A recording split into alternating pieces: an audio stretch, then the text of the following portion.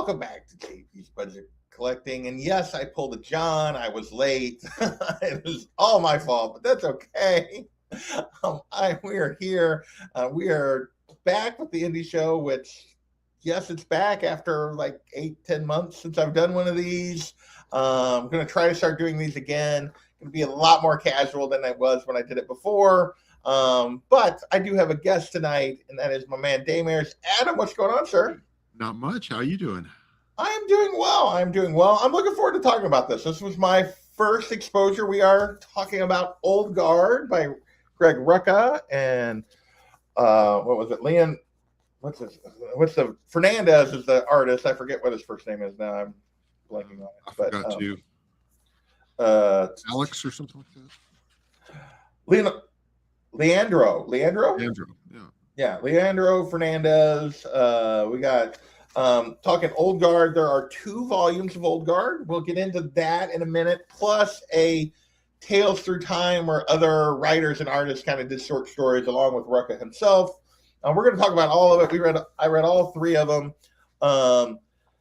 If you think the name sounds familiar and you don't know the comic, you've probably seen advertisements for the Netflix. They've done 2 movies based on this, starring Charlize Theron. But yeah, for me, this was my first exposure. I knew about those movies, but I have not watched them. Adam, what was your first exposure to Old Guard? I watched the movies first, or the first movie. I watched the first movie first. I watched the first movie, and then I read the first book, and then I think I watched the second movie, and then recently picked up, just this past week or 2, picked up the second book and the short stories. Okay, so you had only, before we started this, you'd only read the first volume. Yes. Yep. Okay. So before we talked about doing this, okay. So we're going to start there. So for me, you were my introduction to this. You would like, hey, I read this, I liked it. We talked. I don't remember exactly what prompt. I think I just brought it up on one of the shows that you were looking for something to do. Yeah, I was looking for a new to read and that kind of stuff, and I think you just had mentioned it. So I'd seen the stuff like the Charlize Theron, but I didn't know the comic, hadn't read it. And so this was my first exposure. This was my first read through.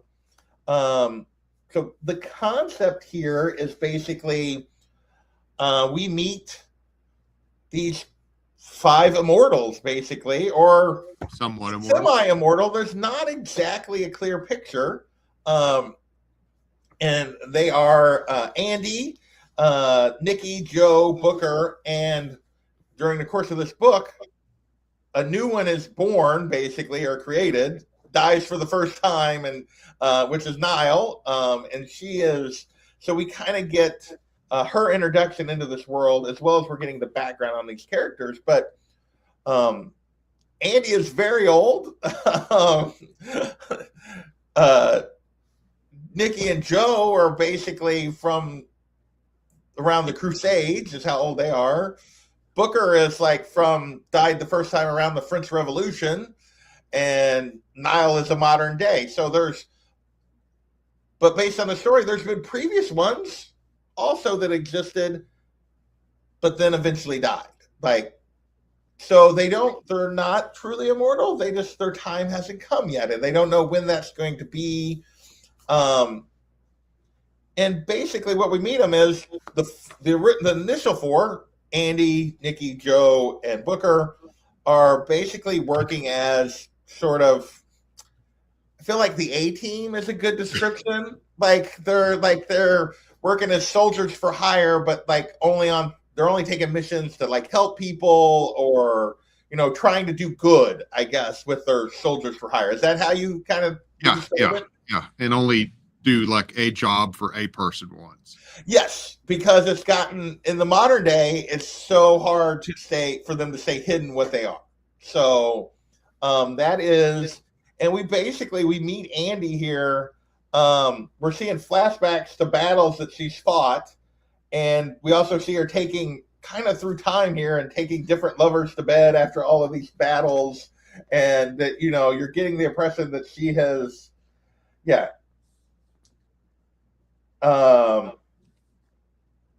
she's over and over again, each time the same question: is this it?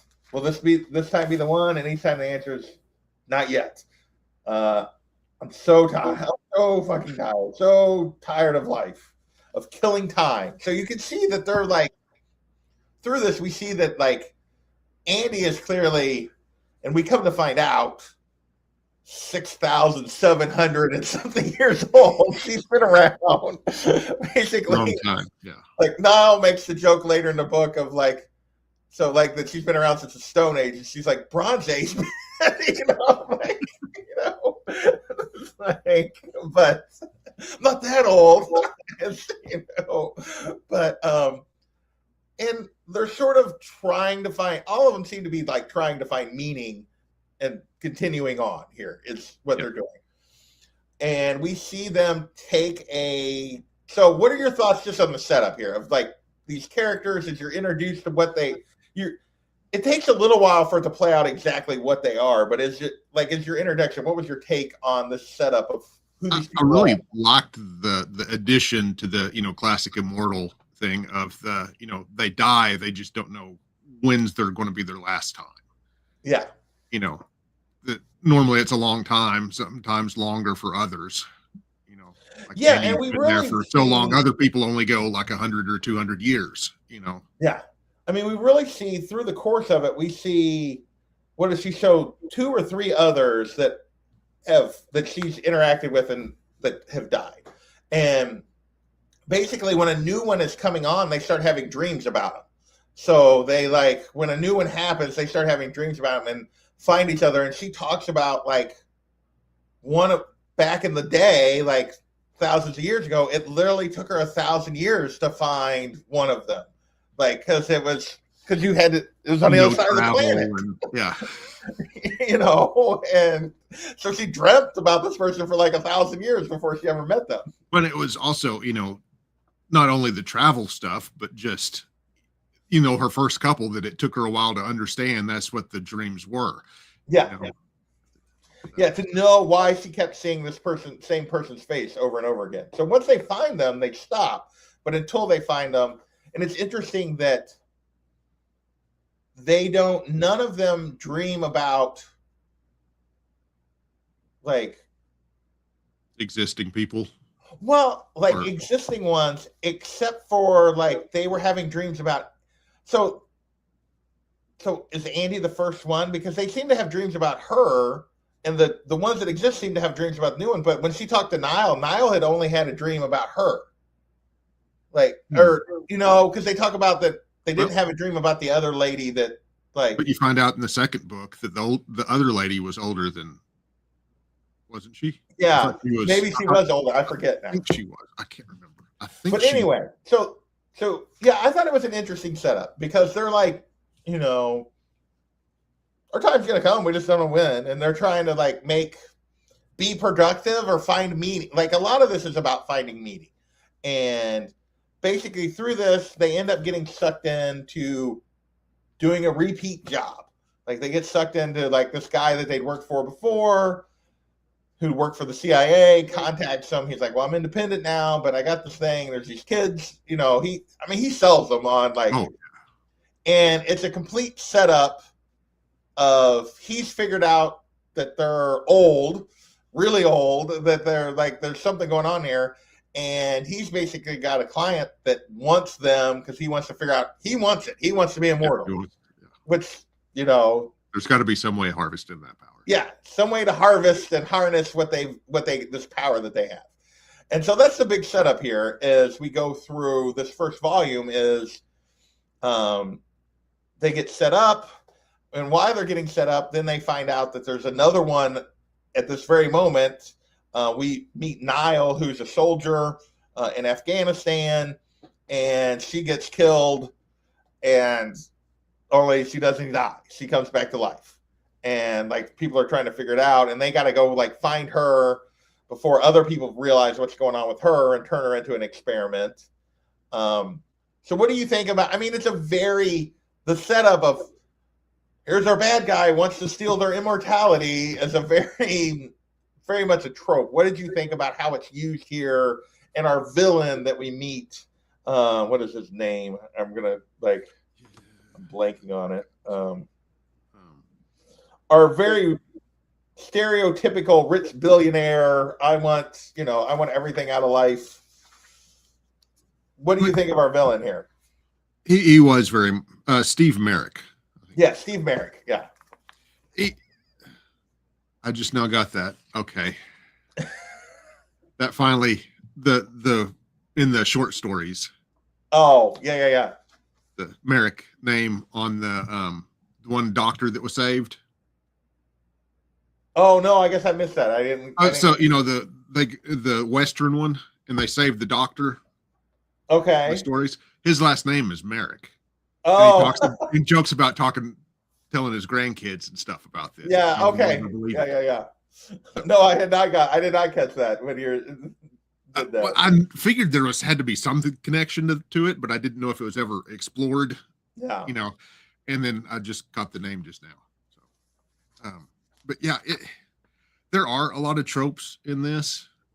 You know, the immortality but then it's got a twist, and this guy seems pretty, cookie cutter, you know, in the, but I mean, yeah, for me, like the villain here is very cookie cutter. The setup is very generic to a certain degree. It's like, okay, here's these immortals. They've gotten found out. People are trying to steal their thing.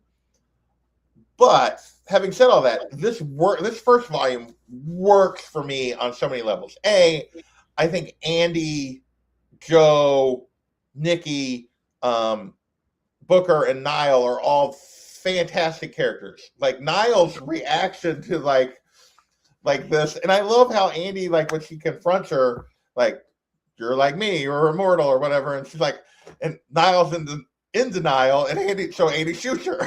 She goes like, and then she's like, okay, that's not working. So Andy shoots herself. And like, see, we can't die, and it's just, so I really enjoy the five of them.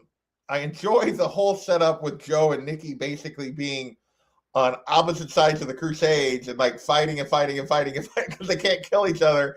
And now they've basically been in love for like 1,000 years. I love that setup. And I love the fact that even though it's also a trope, like the betrayal here, that Booker is like sold them because he wants it to end. And he's like the youngest before Niall. He's the youngest of them. And he's already like, I want this to end kind of thing. So what did you think about that? How they used, well, what do you think about these characters as a whole? Like these five characters that we get introduced to here? Really like them. The fact that they're so varied, yet they have, some traits that are really common that you could tell came from their centuries. Yeah. Experiencing the same thing. Where they're talking about, like how they all sort of tried to deal with the people that were in their life. Yeah. Their first death, and they all falled for the same thing. And, they're trying to keep Niall from doing the same thing. And they're like, you can't prevent her from doing that. You just got to let her. Yeah. I mean, that is one of the things that goes on here is Niall, like they're trying to like, Andy's very much like, don't ever go to see your family. Don't ever you just don't ever fall in love again. Even though Andy's made this mistake, and as we'll see, like over and over again, and she's trying to protect Niall from these things, and the others are all like, you can't. She's got to figure it out on her own. She's got to go through it. It sucks, but it's just she's going to have to do. And like, I do think there's a very much.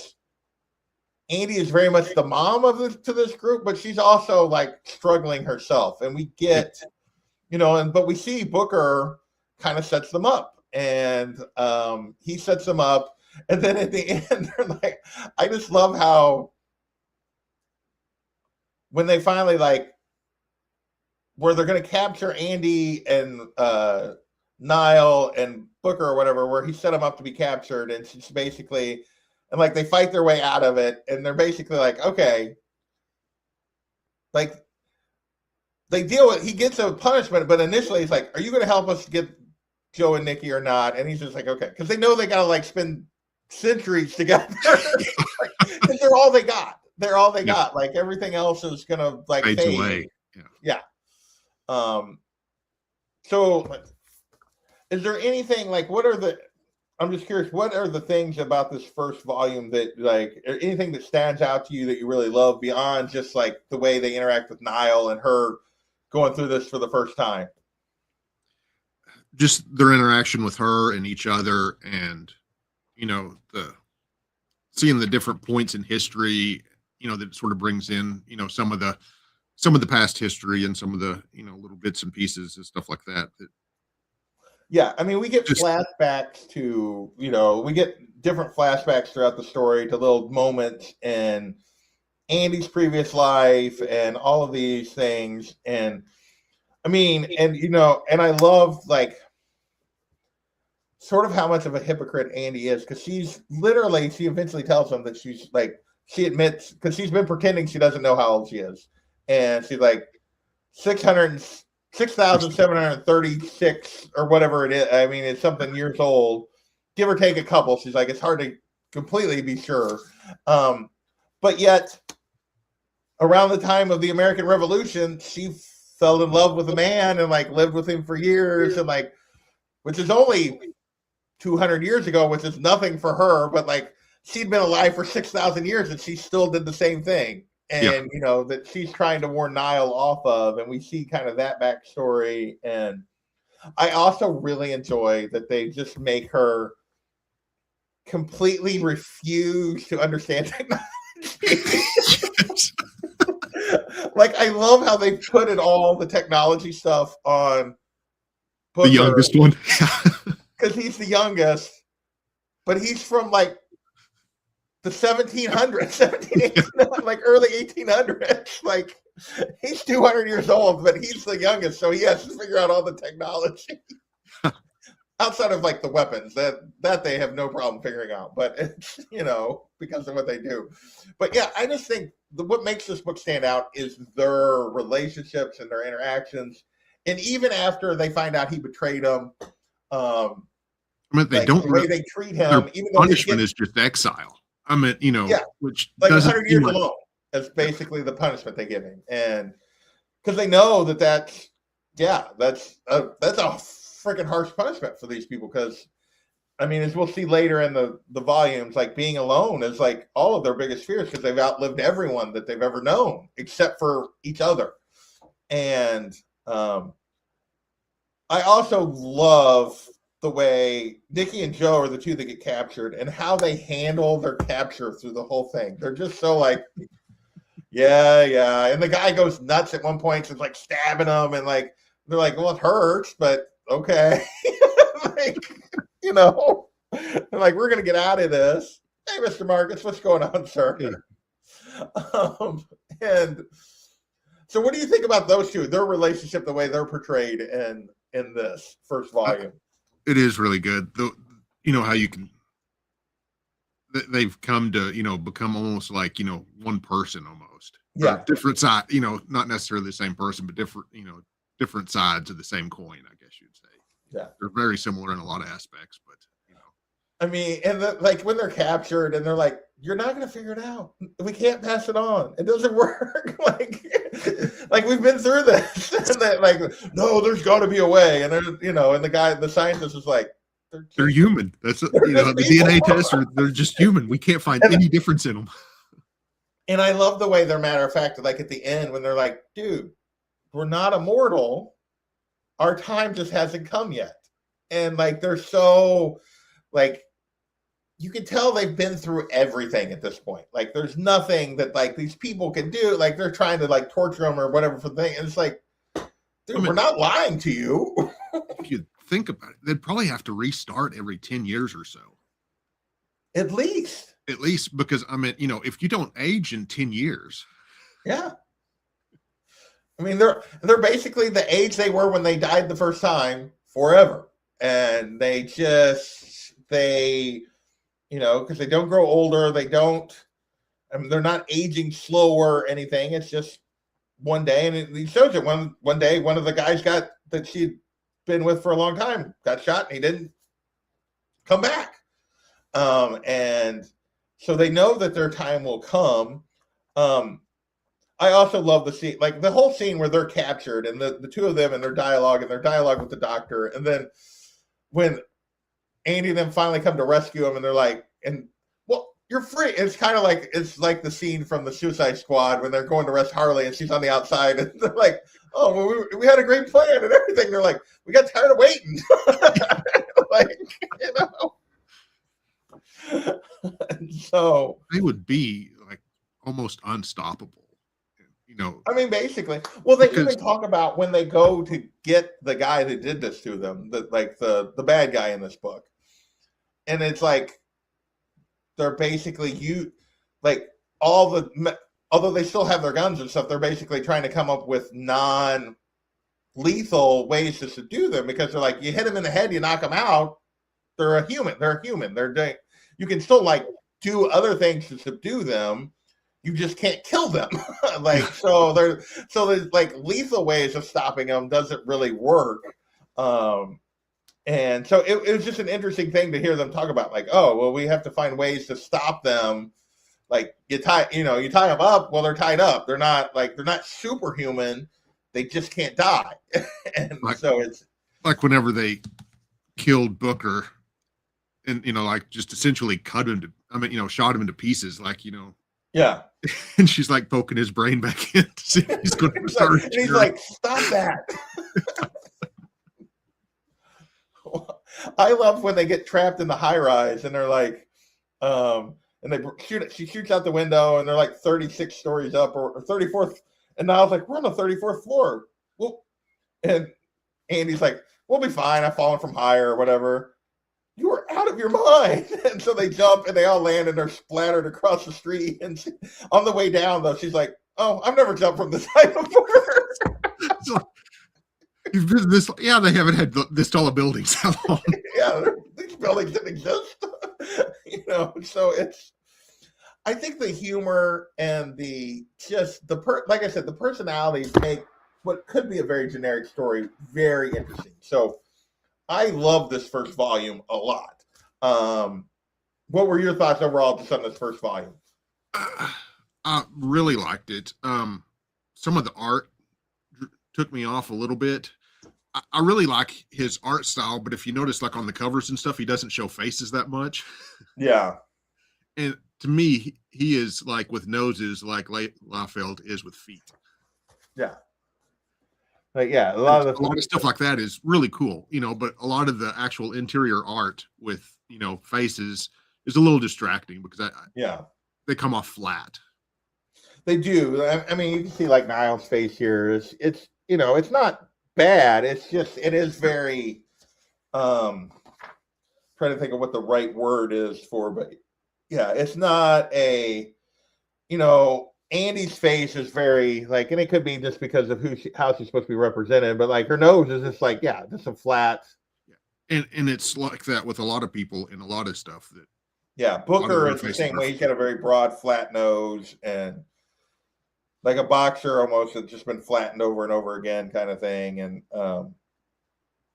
and it wasn't so distracting that I couldn't get into the book by any means. No, but that was. Yeah. Like here's a good example, like a close up of Andy's face, like in a flashback.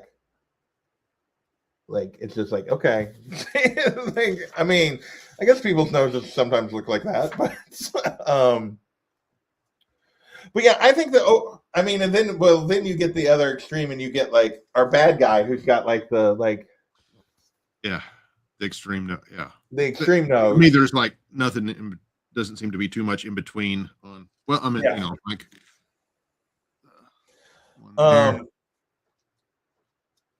But overall, like I said, I really enjoyed this. So what did you like?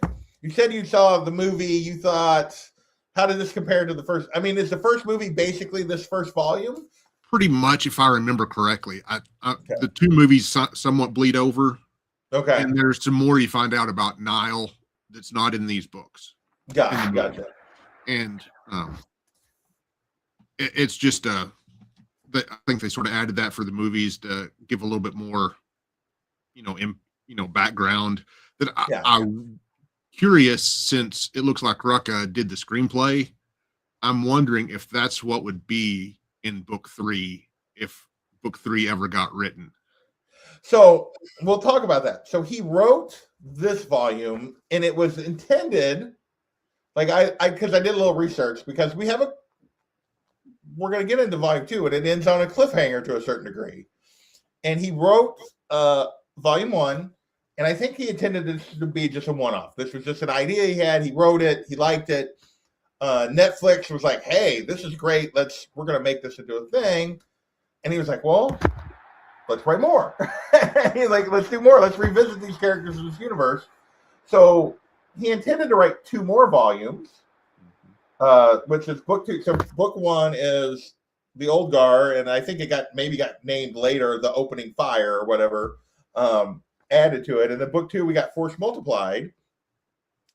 And the rumor is he didn't particularly like the way it turned out, and he hasn't been able to go back like 5 or 6 years now. Yeah, it's been at least 5 years since the last one. The one was released.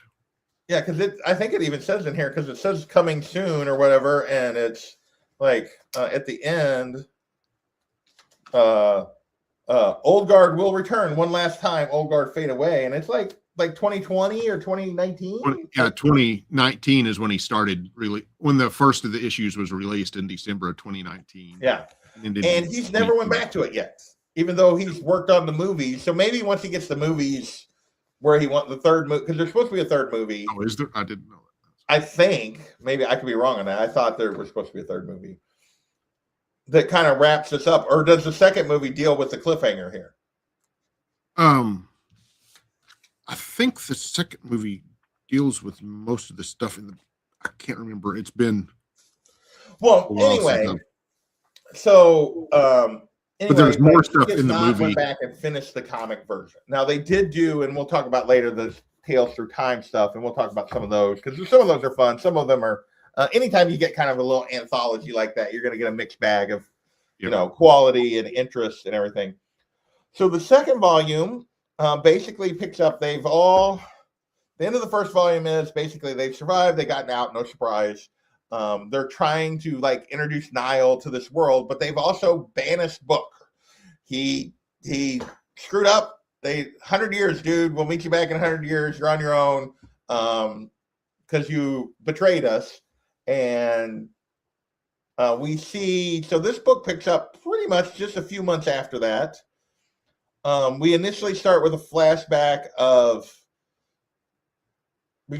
Continue to get a flashback of Andy stuff, but we basically see them, the 4 of them, on the trail of human traffickers, and they're and at one point they're getting chased by the cops, and they just they wreck off a bridge and the cars explode, and they're like, "Yeah, I think we're good." They think we're dead, but we see that they're. I do remember that being in the second movie, and that was. Go ahead. I said I do remember that car scene and everything was in the second movie. It was part of them going into the compound to rescue. So they sort of combine some of this stuff because in that one they're going into the compound to rescue Nile. To rescue who? Nile. Oh, okay. It was Nile that had been taken in that. So it was. Gotcha. But we see that they're basically they're chasing some human traffickers. They are working. Nile has been working with, or they're dropping hints to this FBI agent to try to help catch these people as they continue to work their way up the ladder. But we find that one of the people up the ladder that they're taking these from comes and captures Book because he's on his own. And this is not someone he has met. He doesn't know who it is. But Joe, Nikki, and Andy do, as we find out that it is actually someone that Andy thought was long dead. And where is it? Just thinking now, I'm blanking on her name. Miko or Miko, yeah. Miko, yeah. Noriko, Mariko, yes, Mariko. And Book figures out, because she's torturing him and stuff, that she is one of him. And what we find out through the course of this, and we saw in the first book, is she went overboard in the middle of the ocean hundreds of years ago, literally hundreds and hundreds of years ago, like in maybe like the 1600s or 1500s, and basically over the course of 100 years drowned countless times until she was able to get herself out of the bottom of the ocean.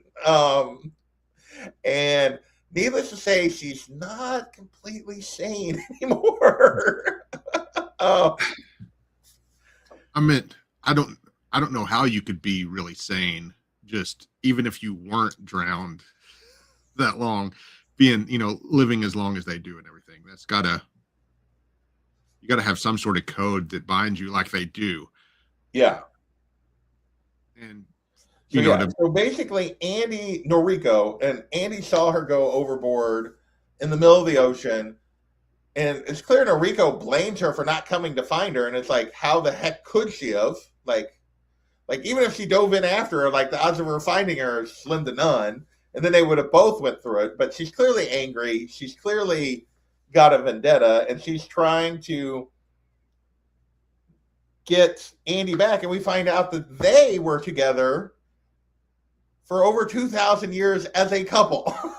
Like the two of them, like they were in love and together for basically for over 2,000 years as a couple. And then 400 years ago or whatever, she went overboard, and they hadn't, and I think Andy had just hoped that she had died at some point rather than what actually happened to her. And we see that she has come to the opposite conclusion of what they're trying to do. Like, we've seen what they're trying to do. They're working as soldiers of fortune, but they're also trying to help people and try to stay hidden, but trying to help people if they can. And Noriko's come to the conclusion that no, we're superior. Everybody else is a plague, and she's going to take advantage. And she is doing all the bad things. So, what did you think about this perspective, her perspective versus what Andy's been trying to do and getting the group to do? What did you think of Noriko just as a character as she's introduced here? I thought she was a lot better villain than the one from the first. Oh, by far, not even close. Yeah, that she's got a lot more depth, and a lot more, intrigue, and her backstory makes a lot. I mean, not makes a lot more sense. Doesn't make more sense, but I mean, it's a legitimate grief with them, with perhaps a little bit of, validity to it. Like, she feels like they should have came after her, even though it wasn't possible. Yeah. I mean, you get where she's coming from. You can totally get her perspective and how, if you've lived as long as she has and suffered the way she has, that she would look at regular people as nothing. I mean, she's been alive as long, if not longer, than Andy. Which is going on 7,000 years. She's like, we're like a split second in her time. Like, people come and go like that to her. And so there's nothing valuable. Second movie has come out. Yeah. And I'm going to have to watch it after this. I really enjoyed this. I will say that I don't know that the other thing we have that goes on here is we do have our CIA man that set him up in the first book, realized his mistake, and then actually shows up here and is trying to help them, like actually trying to get in their good graces and help them going forward. But he helps them kind of like track down, because basically Noriko shows up. I love it. Like, they think they're going to find these humans that are being trafficked, and they go to open the shipping container on the docks, and Noriko shoots Andy in the face. It's like, hey, Andy, long time no see. Boom. I mean, it makes sense. It lets a little bit of her frustration out. She knows that she'll still get to talk to her, but it disarms her for a minute,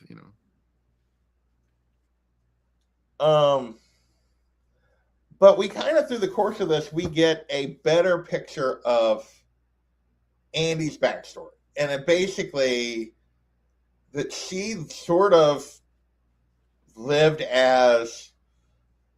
during the Bronze Age, she basically became kind of a god, like a warrior king, because she couldn't die. And she basically, bought and sold and enslaved people and ruled and had kingdoms and everything else have come and gone because she could. And, and everything that they're trying to, hey, Christina, what's going on? Hope you're doing well. Yes, she is dropping Adam's link in the chat. Appreciate that. All those videos I release. There's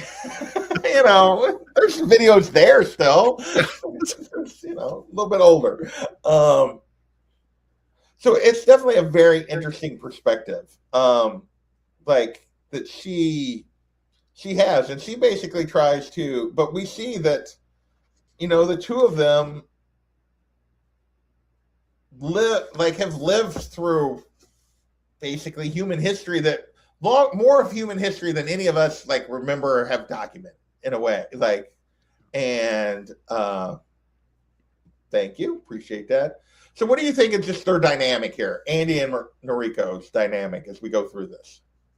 There would be so much history there that, I mean, can you imagine to being together? They were together for 2,000 years. Yeah. Or longer. And think about, how close you are with people, just for say 20 years. Yeah. And we're in love for most of that part of it. And it's just and Andy makes a comment that the woman I loved went over the boat and you're not her anymore. When she sees her again, which is, talk about sticking the knife. Just, even if, or whatever, it's just, they're at each other's throat. But it also, she makes, we've seen Andy as kind of the leader of this group through the first volume, and they take their cues from her, and she's clearly, even if it's trying to make up for past things that she did, she's truly trying to do the right thing. Good things for humanity. And we even see that in here. We see the CIA agent talk about people they helped that went on to do things, and that he was the good that they've done, these people that have went on to do great things that they have helped over the years when they were saved a person here or whatever, saved a person there that actually went on to make some major contribution, and how they've influenced things for the positive. But he talks about Noriko's been influencing things for the negative. There's this thing, she's been doing the opposite. And so you see that dichotomy there, but we see that Andy is completely thrown for a loop. She doesn't know what to do anymore. She's literally the love of her life, is back, is taking a completely different view on humanity and everything else than she has. And she loses herself through the course of this volume. What do you think about that? Her sort of fall here that we see during the course of this book.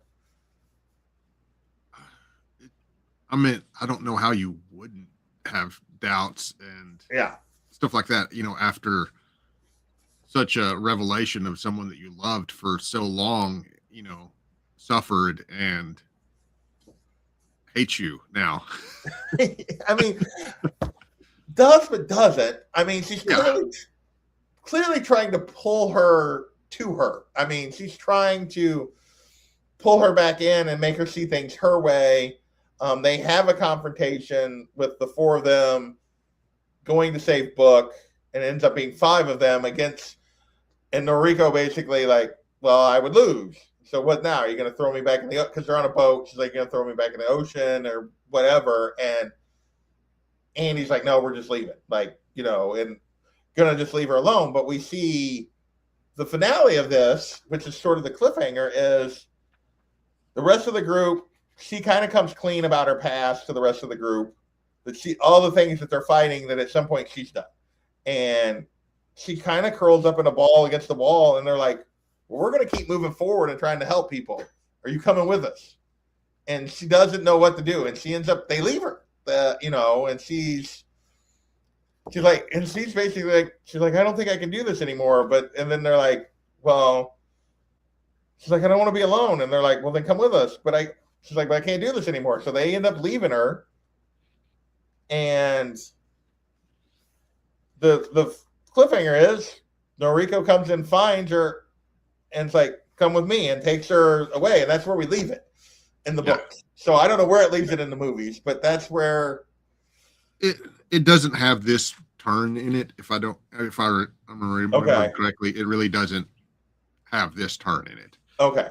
So maybe there's not a third movie then. Maybe he told it in a way in the movies and he's satisfied. Maybe I can't remember how the second movie ends, but it doesn't end. Doesn't end like this. Okay. So there was supposed to be a third volume. He hasn't. Well, so how do you think of how it ends here? What do you think of this? Like her being basically just completely lost at this point. She doesn't know what to do. She's lost her way, and Noriko is clearly taking advantage of that. I think it would be a great plot point, and I'd like to see where he decided to go with it. It just sucks is the fact that he hasn't done anything more with it in 5 years. Yeah. That it seems like he sort of wrote himself into a corner, wasn't super pleased with what he'd done, and hasn't figured out how, like, either hasn't been willing or unable to go back and actually like pull it back together, which for me is a major disappointment because I really enjoyed these characters. I really like Andy as a character. I'm very curious to see how she's played by Charlize Theron. She would not have been. Obviously, you saw her in the role before you read the book.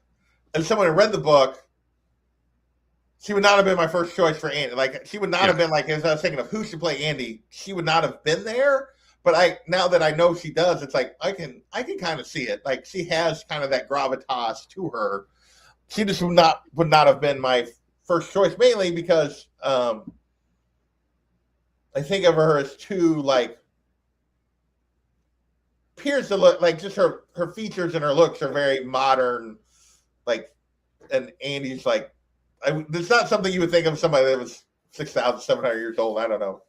Yeah, having a more earthy look than celestial look, kind of, you know what I mean? If that makes any sense. Yeah, I get that. She's too pretty, I guess, is what for, you know. Well, and I meant in the movie, it doesn't cover a whole lot of the past as much as it does in the comics, if I'm remembering correctly, because it doesn't deal with the fact that she was.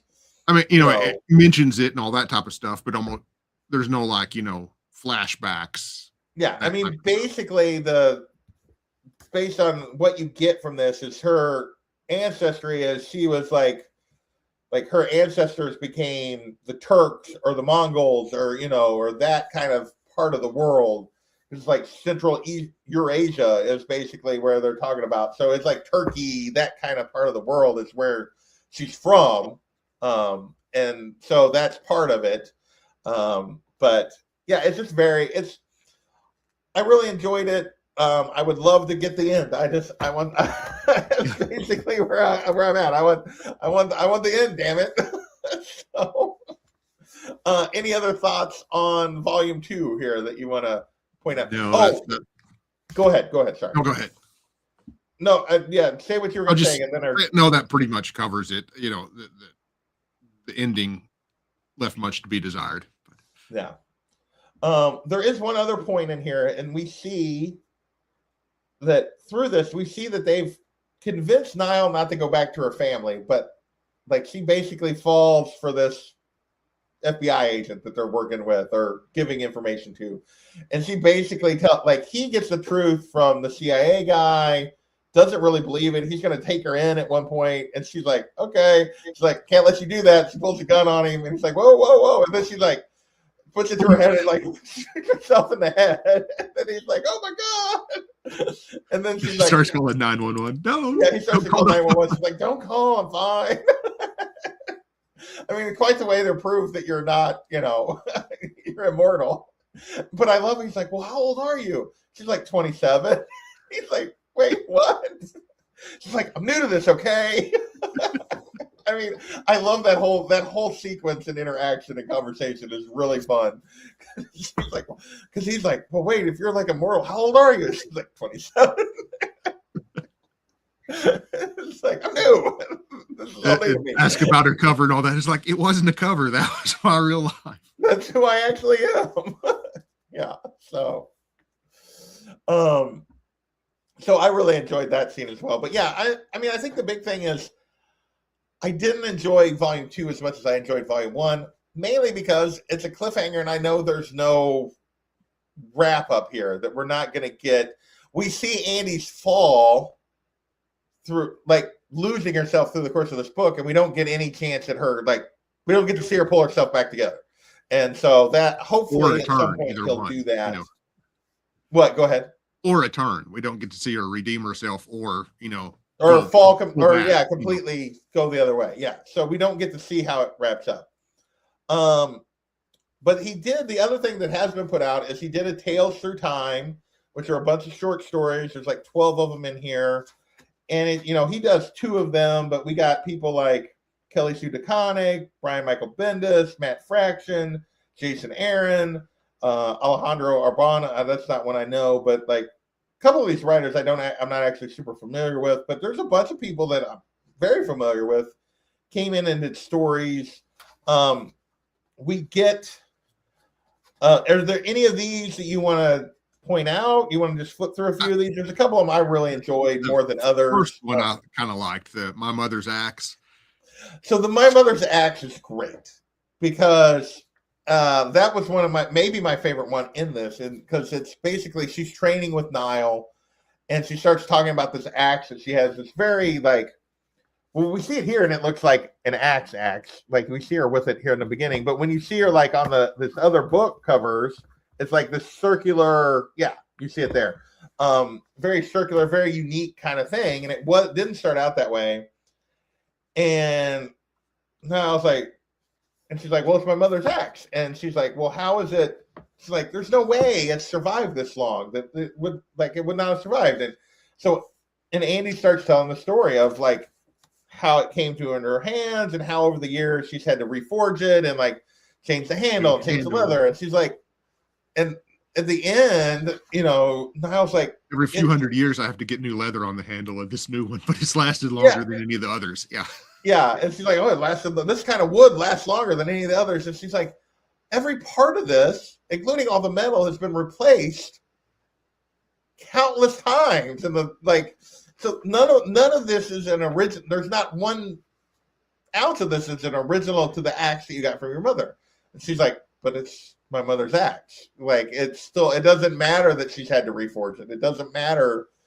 Like she's carried it all this time. And she talks about how it's gotten harder that that Annie makes fun. This is where Annie, I think, makes fun of her being from like the Stone Age. She's like Bronze Age, but the methods, like nobody can make an axe like they did then. And like how it's, finding anybody to even forge an axe at all hardly is like, super hard nowadays. And I don't know. It was just a very it is her one connection. She talked about like telling her to walk away from everything, but it's her one attachment that she's kept through the millennia.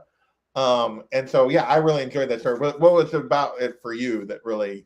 A lot of that. And, that analogy, I've heard it for years growing up because, the axe, like this is my father's axe because, we had like axes like that and stuff that, was 3rd head, 4th handle, but that was, the family axe type of a deal. So, yeah, that part sort of struck home with me. So any others that stand out that you want to jump to? That was like one of the first ones. Yeah, that's the very first one, and it was definitely one of my favorites, I think. So I don't was it Ghost Town, the one where she how to make a ghost town, the one where she the guy that she lived with in, what was it, Africa or South Australia. I knew he was a slave in America. That's right. He was a slave in America who decided to fight with the British because they offered him his freedom. The British lost, so he went back to Britain, but he wasn't welcome there. And then he got shipped basically to Australia, and she found him there, and they were basically bandits in the countryside for a long time, and then they finally settled in a town. But basically, she fell in love with him in the late 1700s, early 1800s, and lived with him. But then they tried to figure out,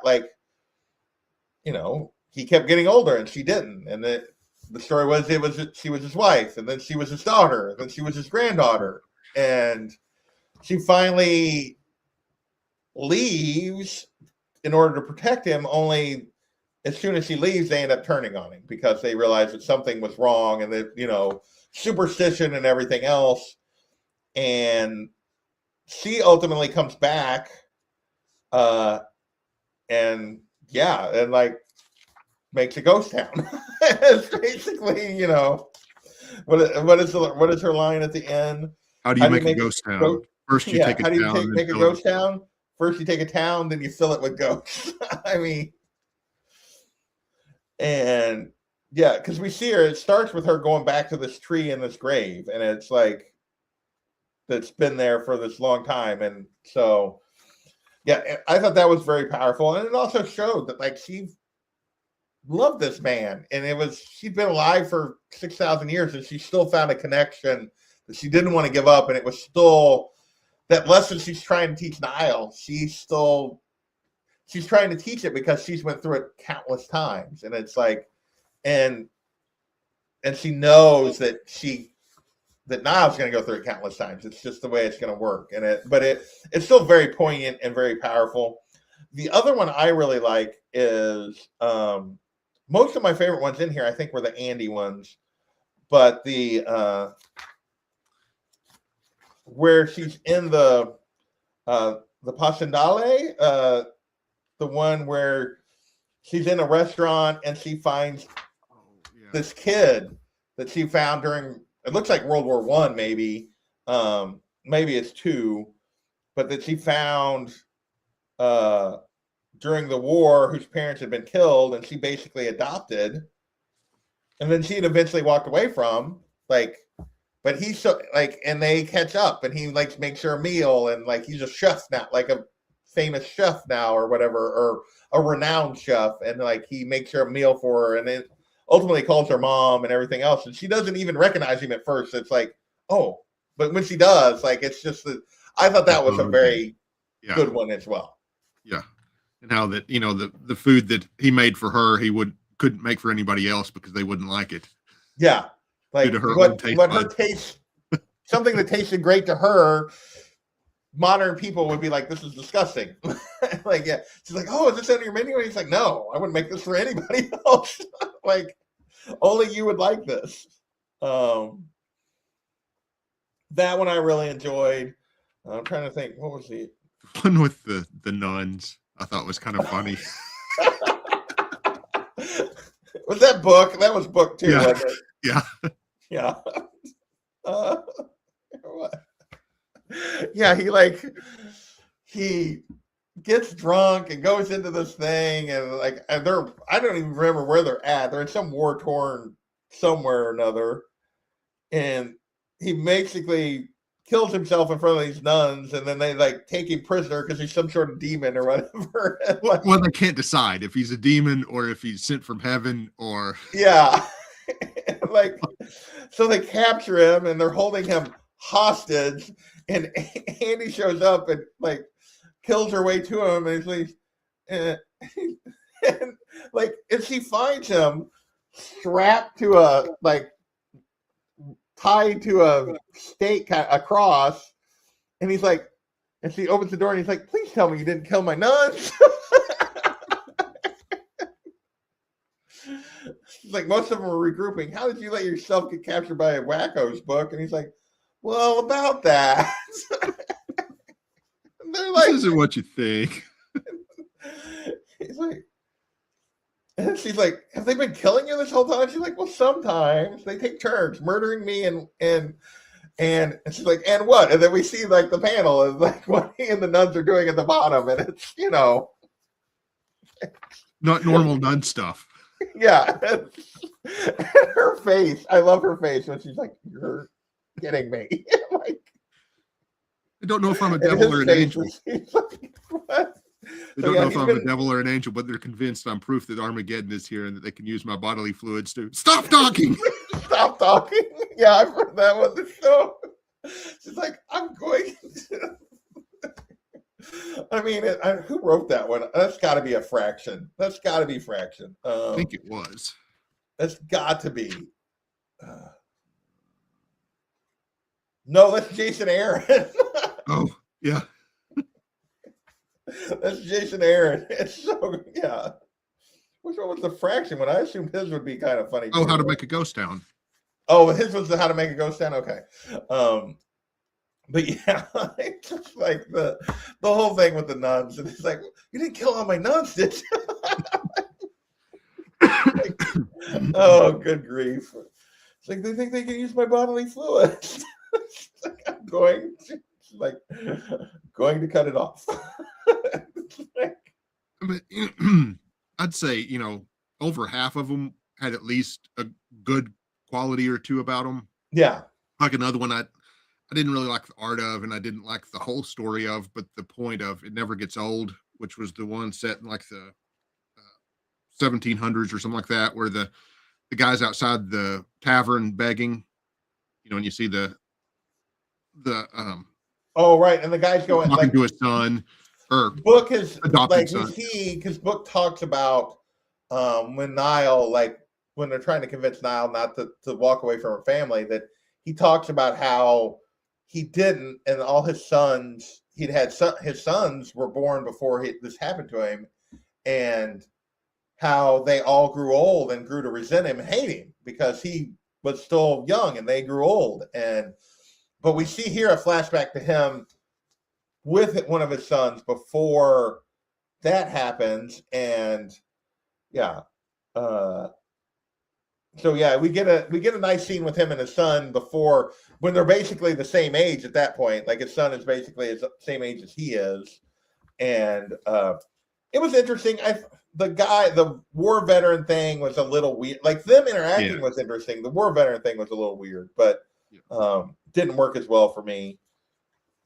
What was the other? There was another. That was one of them that there was some good points in it, and I kind of like the connection.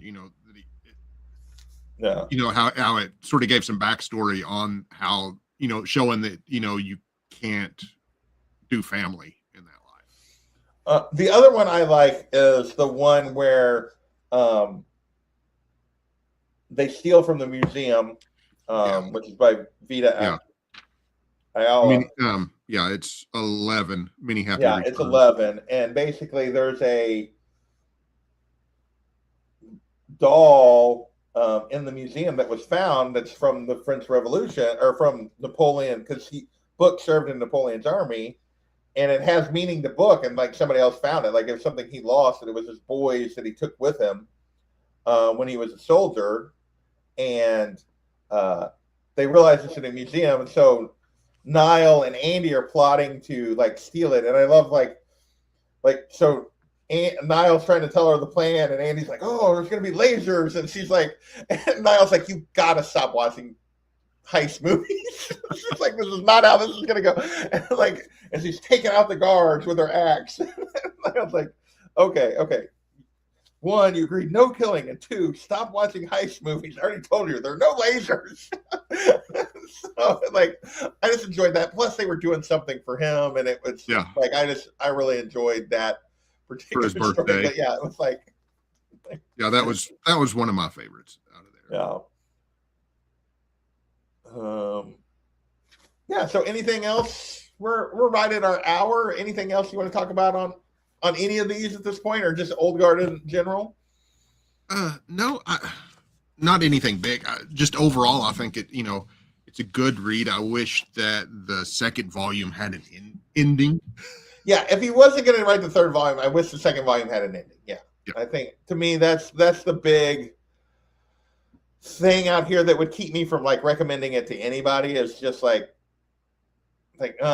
it's kind of hanging out there until he finishes it. I mean, I would recommend the first volume to anybody. The first volume is pretty much self-contained. You don't really need to keep going on. And honestly, you could read the Tales Through Time without going on. Yeah. I like the second volume. I like the introduction of Noriko, but there's no ending here. It was meant to be a second and a third volume. We haven't gotten the third volume yet, so it would be I would be a little hesitant to tell somebody, "Oh, you should read that second volume," because you get a lot of good stuff on Andy and on Niall here, more on their characters. There's a lot of good character development here. There's just no ending, and I think it's going to leave people with a mixed feeling about reading this volume, I guess. Me, I think may have what happened, and I don't know for sure, is it sort of feels like almost like a Game of Thrones last season type of a thing with the movie, because the movie went a different way towards the end than the books did. The thing that you like, I different. looked online to see what the deal was, what the holdup was, and basically that he's done some interviews and he wasn't happy with the way this went. And maybe when he wrote, and this came out before the second movie came out, Yep. and maybe he decided he went a different way in the second movie, and he may just decide that that's the way he's going to go, and we may never get volume 3 here, which would be a shame, because I think there's enough here to make it work. I mean, I haven't watched the movies yet. I need to. But yeah, overall, I really enjoyed Old Guard. I definitely have to watch the movies. We'll see. I say that about a lot of things that I don't ever get watched. But they're a good popcorn flick, and it's what drew me to the comic in the first place. And, I went into it with relatively low expectations and was pleasantly surprised. If you're going to it with like, this is the greatest thing ever, well, probably not, but it's no, I get that. I mean, it seems like it could be a very solid, excellent. Like, these are, like, even if we had an ending or whatever, these wouldn't like rank as like my favorite all time like indie books that I've read. But I really enjoyed them. I would recommend them to folks. I think these characters are really well done. I mean, I love it's, these are the stories. At the end, it's like on the tail saying it on the back, it's got, these are the stories of a group of men and women who cannot die, mostly. And, I like that twist. And the oldest of them is 6,732 years old, she thinks. And the youngest is 27. And combined, they have 10,000 years of stories to tell. And I think there's a lot here. I would love to see him go back and revisit it. I think these characters are really well done, given excellent motivations, given the very different times and stuff that they're born and things. Like, I think he does all of it well. Change so much too, because those two that fought against each other never planned on. No, I never even thought about any, becoming a couple. In their day and time, but I can't see them separated, No, now you couldn't separate them. And so, and like, I love when they get captured. Like, there's a great scene in there that like they get captured and one of them's kind of unconscious and the other one's sitting there and like, hey, are you okay? They're talking to each other like the people that are guarding them aren't there.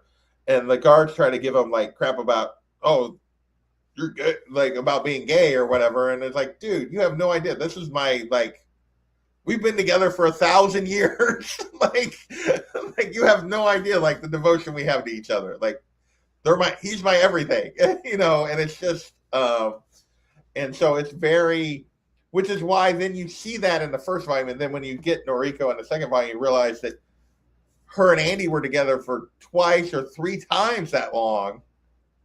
Like, what they meant together, and then they got separated. And when she shows back up, she's not who Andy remembers. Like, and she's very angry with Andy for not coming to get her. And it's, so it's a very, like, that's where I feel like, I know he said he wasn't happy with it. I feel like it goes to a pretty good place here. I don't think he had a huge misstep, even if he feels that way, but like it is his story. So I think he might have, got to the point that he wrote where he did, and now he doesn't know how to. He doesn't know how he's going to pull it around. Yeah. So we'll see if we ever get more Old Guard. I really enjoyed it. I'm going to have to check out the movies. Any final thoughts before we get out of here? No? All right. Well, I want to thank Christina for hopping in and hanging out with us for a little bit. Appreciate you, Marcus. Mr. Circumstances, appreciate you hanging out with us for a little bit. Mr. Aggressively was here. GT Key stopped by early. I know these don't get a ton of views. I enjoy doing them. I enjoy talking about comics with my friend Dayymares and others that occasionally I do. There for a while, I was doing an indie show a week, and I was trying to go through volumes, and this is going to be more casual, and I'm bringing it back. I'm going to try to do one or so a month. I'm going to invite a couple of friends. If they make it, they make it. If they don't, they don't. I think next up for me, I got a stack here I was looking at. I think probably Rare Flavors, but I may even do a video where I talk about some of the indies that are on my shelf that I'm going to try to read this year. And yeah, we're just going to keep trying to get back into, because I've read a ton of indies over the last 5-6 years, but there's still a ton of stuff that I haven't got to. So always good stuff out there. With that, Adam, do you have anything you want to promote? Nope, just D&D on Sundays over on John's D&D on John's Comics with Friends channel on Sundays. Adam plays with us. It's a good time. Yeah, if you want to watch a bunch of nerds play D&D. So there you go. We have a good time, whether the audience does or not. So for me, tomorrow you'll be getting the Let's Collect for January. It's the question. So my members already have access to that. And then Saturday you'll get the look back video and probably get a whatever report, and we'll go from there. And next week, Gotham City Chronicles will be back. At the end of December, we did volumes 1 and 2 of the current Poison Ivy run with Kavi and John. We are going to continue. Kavi was enjoying it, so we're going to do volumes 3 and 4 and get through the first 25 issues of Poison Ivy. And we'll talk about that next Thursday. I think it's Thursday, the 29th, whatever day the 29th is. That's when we're doing it. So, well, thank everybody for watching, and we will, where's my outro? Catch you next time. Later. Wait. Gotta shout out my members before I do that. Big thank you to those folks. I almost forgot to do my members. Thank you to everybody for helping me keep this channel going. I really appreciate you guys. They get giveaways and stuff at the end of every month. So thank you to those. And with that, we're going to get out of here. Later.